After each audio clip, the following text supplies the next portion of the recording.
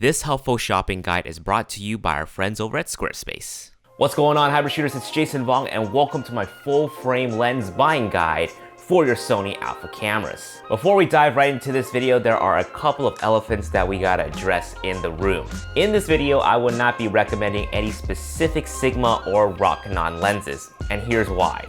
I'll start off by saying Sigma lenses are fantastic lenses. They produce incredibly sharp images, and best of all, they are relatively inexpensive alternatives to Sony and Zeiss lenses. However, there are a few drawbacks to Sigma lenses. Although a lot of them are available now as native E-mount lenses, they were still originally designed for DSLR cameras, hence their bigger sizes. To some shooters, it defeats the purpose of using a mirrorless system if the setup is still big and heavy. On top of that, the autofocus with these lenses are not on par with Sony and Zeiss lenses. The autofocus is decent at best, but not as smooth, and sometimes it can be unreliable. So I'll say this, if you're a hobbyist or a professional dealing with static to slow moving subjects, Sigma lenses are great options if you don't mind the size. If your job, however, relies on fast, accurate, critical focus, stick with Sony and Zeiss lenses. As for Rokinon lenses, or otherwise known as Samyang lenses in certain countries, I personally haven't used any of those myself, but I did hear a lot of great things from other users who've shot with the 35-1.4 and the 85-1.4. Vice versa, I didn't hear a lot of great things from users with the 14mm lens and the 50mm lens. Some people are saying they're not as sharp as they should be.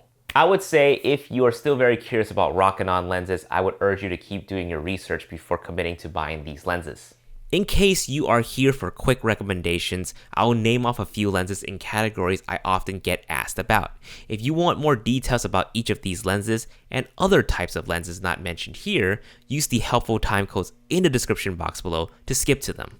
The best overall type of lens on the budget, in my opinion, is the Tamron 20-75 f2.8. The most versatile zoom lens would be the Sony 24-105 f4. The best general prime lens with amazing bokeh, the best to walk around with for casual photography, and for foodies would be the 24mm or the 35mm.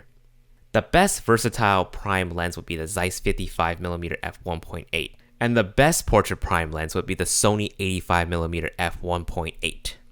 Whew, okay, let's get into the nitty-gritty of things. We'll start off with prime lenses first. Now, prime lenses are generally just one focal length. They usually have crazy fast aperture that gives you nice background blur and separation between your subject and the background, otherwise known as the mystical bokeh. People often say prime lenses forces you to be more creative and challenges you to zoom with your feet to get some interesting shots. At the end of the list, I'll talk about some of the best pairings of these prime lenses. Obviously, you don't want to get them all. I'll talk about how certain focal lengths will complement each other for certain types of situations. Alright, let's start off with the Zeiss Batis 18mm f2.8 and uber light, ultra sharp, ultra wide angle prime lens. This is going to be great for landscape, interiors, architecture, real estate, and travel. I've even seen some people use this for astrophotography as well. For videos, this would be great for vlogging because it's wide enough to fit you into frame. Now, I personally love using this lens on a gimbal to get some nice wide establishing shots. This 18mm prime lens has been part of my arsenal for a couple of years now, and I love it. It's still one of my favorite lenses to this date. Moving on to the brand new Sony G Master 24mm f1.4. This is brand new from Sony, and of course with that f1.4 aperture combined with the lens close focusing capability, you'll get some nice, buttery, bokeh-licious photos at 1.4. A fun fact about this lens is that this is the lightest 24mm 1.4 lens in the market right now. Lighter than Canon, lighter than Nikon, and lighter than Sigma. Some great uses for the 24mm would be landscape, environmental portrait, street photography. You'll be using the surrounding to give context to your image. This will be great for weddings as well. If you're looking to build up your lens collection, I can't think of any other better lens than this 24mm right here. It's going to be a great general photography lens and a great lens to walk around with. And for my video shooters, you have an option for a clickless aperture. That means you can turn this aperture ring here and it'll give you that gradual change in your exposure. And of course, because this is light, this is going to be perfect for lightweight gimbals as well. Moving on to the Zeiss 35mm f1.4, another great prime lens to start with as well. This one in comparison to the 24mm will be a bit hefty, but that f1.4 aperture will be worth it. Similar to the 24mm, this is going to be great for weddings, landscape, environmental portrait, and street photography. It's also going to be a great travel, walk around general photography lens as well. Actually, come to think of it, I think it was the first lens that I started with when I switched over to Sony. And again, we're going to be going over the pairings of lenses. Obviously, you don't need to have a 24mm and a 35mm in your collection. So we'll talk about some of the best pairings, a complementary focal length to either of these lenses. Moving on to the Zeiss 55 f1.8, the nifty 50, the uber sharp 1.8 lens, the popular focal length for full frame lenses that just sits in right between in the spectrum of things. Generally, people like using the 55 for portraits, for artistic shots. I mean, look at that bokeh. It gives you separation between your object and the background, and it's perfect for weddings as well. While some people would say they prefer a wider lens for landscapes, the 55 is not bad for that type of photography as well because it doesn't make objects feel too far away. This is also a crazy expensive 50mm prime lens, but I promise you it is worth the dollar if you have the budget for it. I've come across a lot of Sony shooters who have this in their bag and they can vouch how amazing this little prime lens is. Alright, let's rewind back a little bit and talk about the Zeiss Batis 40mm f2. Now that's the lens that's shooting this video right now, so I'm going to cut to a B-roll. The reason why I waited until now to talk about the 40mm is because this is a great alternative to the 35 and the 50mm because it draws the best aspects from both lenses. It has that wide aspect of the 35 and that portrait aspect of the 50, if that makes any sense. So it shares a lot of the same applications as the 35 and the 50. Plus, this lens is capable of close focusing, so you can get in nice and tight and get some detailed shots. And this is the lens that I've been using for the past few YouTube videos. I like to get a wide shot of the product first and then punch in tight to get details of the text, logo, or the buttons. Seriously, this is a very versatile lens, something that I wouldn't normally be able to get with the 55mm. This is a brand new lens coming out from Zeiss. The reason why I have it is because they were gracious enough to loan it out to me for a month to make a review on it. But once my rental period is over, I'm confident to say that I'll be picking up my 40mm right afterwards. Moving on to the Sony 85mm f1.8, and damn is this the best 85 that you can get for the price. Now I did a comparison between this and the G Master f1.4. Wow, almost like 2 years ago? Was it 2 years ago now? Holy crap, that's been a while. Unless you really pixel peep, the results of the 85-1.8 and the 85-1.4 are gonna be very, very similar. And mind you, the 85-1.4 G Master is about $1,800. This one right here, $600. You can probably pick this up for $500 actually. What is the 85 good for? Generally, this is a great portrait lens. Great for model shots, great for family portraits, gonna be great for weddings. And to be quite frank with you, this is actually my favorite lens to do street photography with. Not only does this lens give me that nice separation, but also that compression to make my subject feel like they're a lot closer to the background. Seriously, cannot highly recommend this lens enough. Okay, I forgot to throw this in here, but the best macro lens would be the Sony 90mm f2.8. This will give you a 1:1 magnification ratio, so if you like to take photos of insects, flowers, toys, or rings, this would be the lens to get. And it can also double as a portrait lens as well. Alright, so let's go ahead and move on to pairings, how I would pair up these prime lenses. Obviously, there are a lot that I've talked about, and it's probably not too feasible to own them all. So these are designed in a way where they're not too similar in their focal lengths, otherwise it would be very repetitive. For example, if you shot with a 24mm and a 35mm, you're going to get a very similar field of view. Vice versa, if you shot with a 24mm and then shoot something else with an 85, you're gonna get two different sets of images. So here are my recommendations. I would pair up the Zeiss Batis 18mm and the Zeiss Batis 40mm. That 18mm is gonna give you that nice wide establishing shot, and then you can punch in for details with the 40mm and its close focusing capability. Another pairing would be the 24mm and the 55mm. In the same vein, you get a wide and you get a close-up. The last pairing I would suggest is the 35mm and the 85mm. It's actually a very popular combination for wedding and event photography. Alternatively, you can sub out that 35 with the 40mm to get nice close-up shots of the rings and details, and the 85 for the portraits. And actually, the 85 would go really nicely to the two previous combinations that I suggested earlier, if you need a telephoto option. Before I get into my zoom lens recommendation, I just want to give our friends over at Squarespace a quick shout out first. I'm sure you've heard by now, Squarespace is the all-in-one solution for anybody looking to create a beautiful website without the pain and hassle of knowing any coding.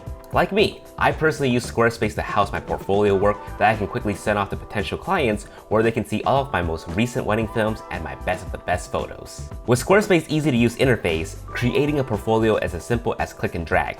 Just ask Vivian, she did this for me actually. You can choose from their many clean templates to get started. Check out squarespace.com for a free trial and see how easy it is to set up your website. And when you're ready to launch, go to squarespace.com/JasonVong to save 10% off your first purchase of a website or domain. Now, back to our regular programming. Alright, moving on to zoom lenses. And what's great about zoom lenses is that they cover a wide variety of focal lengths in just one lens. Zoom lenses are great in a run and gun situation. Let's say you're shooting an event, a concert, or a wedding, or you're traveling. You can quickly get different looks with zoom lenses on the spot. As opposed to using prime lenses, let's just say if you're shooting with a wide angle prime lens, but then need to quickly switch to a tight close-up shot, you would have to swap out lenses, and depending on what type of situation you're in, it may not be possible or it may be really time consuming. So having zoom lenses will allow you to be quick on your feet. Oh, and before I get into it, all of my recommendations for the zoom lenses have constant aperture, meaning that if I zoom from one end of the spectrum to another, the f-stop stays the same. Most kit lenses have a variable aperture, meaning that on the wide end, let's say a 28 to 75, that 28 could be an f3.5, and then that 75 could be like an f5.6 or something. So if you bought a Sony kit and it comes with that kit lens, that's the variable aperture that you're working with. So what I really like about these zoom lenses is that they don't change when I zoom out to a different focal length. If I'm at 16 f2.8 on this lens, it's gonna stay 2.8 if I zoom into 35. All right, so let's go ahead and start off with the best ultra-wide angle zoom lens, and that is the 16 to 35 f2.8 G Master from Sony. I really love this lens. I love using it for vlogging. I love using it for gimbal work. This lens is seriously incredibly sharp. It's ridiculous how sharp this lens is. The 16 to 35 is a great walk-around lens that can be used for general photography, landscape, nature, architecture, giant group shot, street, and environmental portraits. Even though this is the best lens in my opinion, this is also a very expensive lens. So I'm gonna suggest you a few alternatives. If you really need a wide angle lens with that f2.8 aperture, again, there's the Zeiss Batis 18. You just won't have that versatility of a 16 to 35. Otherwise, the Zeiss 16 to 35 f4 is also a great alternative as well. And some people would argue that when you're shooting that wide anyway, you don't need an f2.8 aperture. You would want something like an f4 anyways. But seriously though, this is one of my favorite lenses in my collection and one that I use a whole lot. I would say I would use this lens with the 55 and the 85 a whole lot whenever we go out traveling. And it's what I've been using to shoot a lot of my YouTube videos as well. For example, this Cuba video that we shot for the Tamron 2075 review was shot almost exclusively on the 16 to 35 G Master. Seriously, this thing is awesome. Alright, moving on. The best mid-range zoom lens, and coincidentally, we just talked about the Tamron 2075 f2.8 lens, and my god, is that lens solid. If you need a mid-range zoom lens and you are on a budget, the Tamron 2075 is the one to get. Because this is a mid-range zoom lens, it's incredibly versatile. You can do street photography, portraits, travel, weddings, you name it. Now, my only complaint of the 20 to 75 is that 28 isn't really wide enough, in my opinion. It's not as simple as just taking a step back to get the shot. You're just not getting that wide look. But I'm willing to overlook that because it is a small lens. If you also feel the 28 is not wide enough, go ahead and pick up one of the ultra wide angle lenses that I've recommended. A great mid-range alternative zoom lens would be the 24-105 f4 lens from Sony. In my opinion, that's the one and done lens, the only lens that you need, the lens that's gonna bring you from point A to point B, from 24 to 105. It is a fantastic lens to have for traveling, and for events as well. Now, I know some people are gonna ask me about my thoughts on the Zeiss 24-70 f4. To be honest with you, for the dollars that you're spending for that lens, you could use it and buy the Tamron 20-75 f2.8, or even go for the 24-105 from Sony just because you have that extra 105. I feel like the dollar spent is just better on those two lenses instead of the Zeiss 24-70. All right, moving on to the best telephoto zoom options.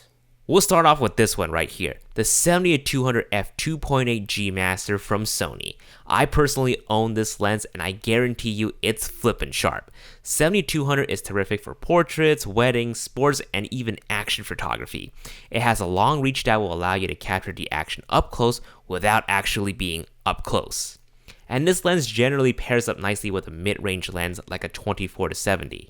Unfortunately, it is a highly priced lens. If you need a telephoto alternative with a 2.8 aperture, there is the Zeiss Batis 135 f2.8, which is $1,000 cheaper, but still incredibly sharp. You do, however, lose out on the versatility of the zoom lens.